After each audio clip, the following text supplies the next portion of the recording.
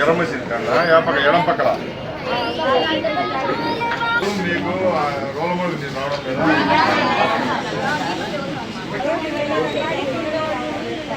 Bore ready చేస్తాను.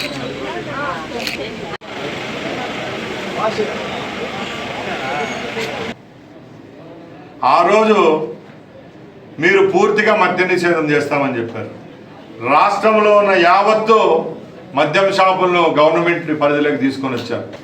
ఒక బడ్డీ కొట్టువాడు కూడా గూగుల్ పే వాడుతా అంటే వందల వేల రూపాయలు వ్యాపారం చేసే మద్యమంగళ్ళల్లో కూడా మీరు అవన్నీ తీసి క్యాష్ పద్ధతి తీసుకొని వచ్చి అక్రమంగా వచ్చిన డబ్బులన్నింటినీ మీ కింద వేసుకొని ఈరోజు మీ నాయకులు ఎవరైతే ఉన్నారో అందరూ జైలు పాలు అవ్వడం జరుగుతూ ఉంది. మీ పార్టీలో మెయిన్ నాయకుడు మిథున్ రెడ్డి గారు 71 రోజు జైల్లో ఉండి బయటకు రావడం జరిగింది. మద్యం లాబీలు సిండికేట్లు నడిపింది మీరండి. ముఖ్యంగా గత 5 సంవత్సరాల్లో నాసిరకం మద్యం తయారు చేసింది మీరు. ఈ రాష్ట్రంలో తయారు చేసే విధానాన్ని కనబెట్టింది మీరు.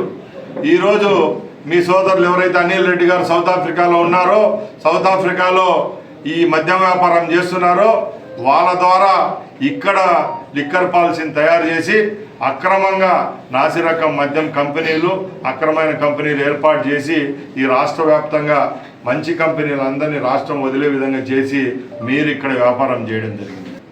నేను ఛాలెంజ్ విసురుతున్నా జగన్మోహన్ రెడ్డికి, రండి ఇక్కడే మన కాణిపాకం వినాయకుని దగ్గర ప్రమాణం చేస్తాం. ఈ అక్రమ మద్యంలో మీరెవరైతే మా మీద నిందలు మోపారో మాకు దీంట్లో భాగస్వామ్యం అయితే ఆ దేవుడే మమ్మల్ని చూసుకుంటాడు.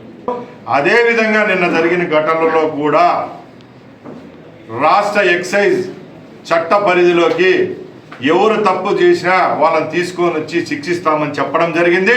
దానిలో భాగంగానే ఈరోజు టాస్క్ ఫోర్స్ పనిచేస్తూ ఉంది.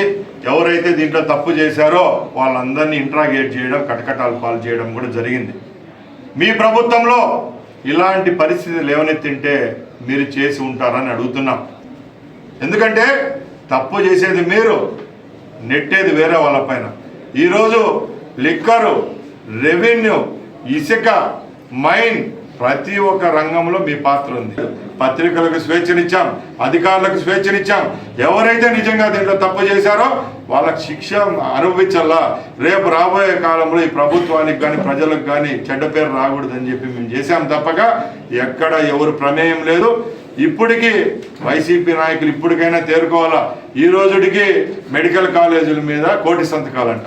అయ్యా, మీరు 1 కోటి సంతకాలు పెట్టేవాళ్ళంటే మీకు వచ్చిన ఓట్లే 1 కోటి ఉన్నాయి. మీకు వచ్చిన ఓట్లే 1 కోటి. నేను ఎలక్షన్లలో మీరు ఎన్ని సంతకాలు పెట్టిస్తారని అడుగుతున్నా. అలాగే జగన్మోహన్ రెడ్డి గారు ఏవైతే ఫౌండేషన్ వేసినారో అన్ని మెడికల్ కాలేజీలను ఈరోజు పీపీపీ మోడల్లో మా ప్రభుత్వం తీసుకోవడం జరిగింది. ఈరోజు పీపీపీ మోడల్లోనే భారతదేశంలో యావత్ ఇన్ఫ్రాస్ట్రక్చర్, రోడ్స్ అండ్ హైవేస్ ఇవన్నీ జరుగుతూ ఉండే వర్కులు అన్నీ పీపీపీ మోడల్లోనే జరుగుతున్నాయి. అవి జరుగుతున్నాయి కాబట్టి భారతదేశంలో కనెక్టివిటీ పెరిగింది. అవన్నీ కూడా ఒక సిస్టమేటిక్గా ఈరోజు భారతదేశంలో ఆ మోడల్లో కొనసాగిస్తున్నాం. కాబట్టి ఈ మెడికల్ కాలేజీలు కూడా ప్రభుత్వం ఆధీనంలోనే ఉంటాయి. ప్రభుత్వం ప్రజల కోసమే, పేదవారి కోసమే పనిచేస్తుందని తెలియజేసుకుంటున్నా.